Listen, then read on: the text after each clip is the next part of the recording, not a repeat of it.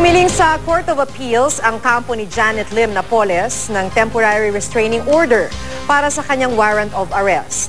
Ayon sa abogado ni Napoles, minadali ang pag-i-issue ng warrant. Ayon naman kay Justice Secretary De Lima, premature na dumiretso sina Napoles sa Court of Appeals. Makibalita tayo kay CJ Turida. Aminado ang Department of Justice na mahirap mahuli ang negosyanteng si Janet Lim Napoles at ang kapatid niyang si Reynald Lim. Lampas isang araw na raw kasi simula nang ilabas ng korte ang arrest warrant laban sa magkapatid para sa kasong serious illegal detention. Ayon sa DOJ, kahit sino, maaari nang umaresto o i-citizens arrest ang magkapatid. Maaaring tumawag sa NBI Operations Center ang sino mang may impormasyon sa kinaroroonan ng magkapatid. Inilabas na rin ang listahan ng mga sasakyang posibleng ginagamit daw ng dalawa. Binigyan na ng kopya nito ang mga tauhan ng North at South Luzon Expressway. Pagtitiyak ng DOJ na sa Pilipinas pa rin sina Napoles at palipat-lipat lang ng tirahan.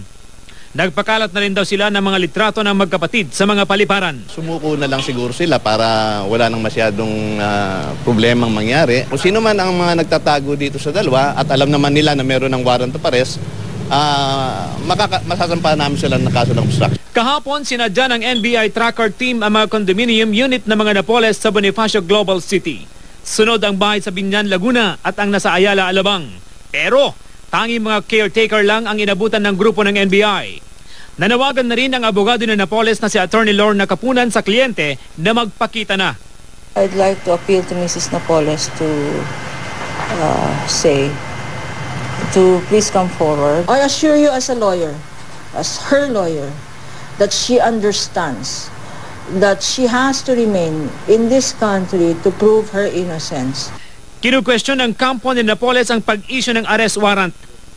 Ngayong araw dapat ang hearing para sa inihaing motion ni Napoles noong Miyerkules na suspindihin muna ang pag-issue sa kanila ng warrant of arrest.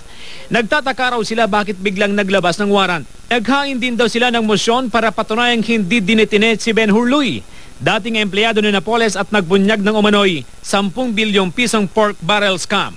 Pero ayon sa korte, since may na-issue na yung court na warrant of arrest, hindi na kailangang i-hear. Because hindi naman requirement yon yung motion in finding probable cause, because duty ng court to review the documents and then if it finds probable cause. Oras na maaresto ang magkapatid, sa regular na kulungan si NBI headquarters sila mananatili. Umaasa naman ang mga kaanak ni Ben Hurluy na maaaresto si Napoles sa lalong madaling panahon. Malungkot pa rin ako kasi kamag-anak ko pa rin sila. Kaya lang, magpasalamat din ako sa Department of Justice kasi yung allegation namin, pinakinggan din nila. Masayang-masaya ako.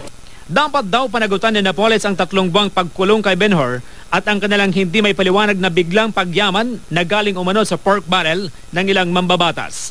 Sa ngayon, bumuna ang ombudsman ng 6-member panel para siyasatin ang umano'y maanumalyang paggamit ng pork barrel.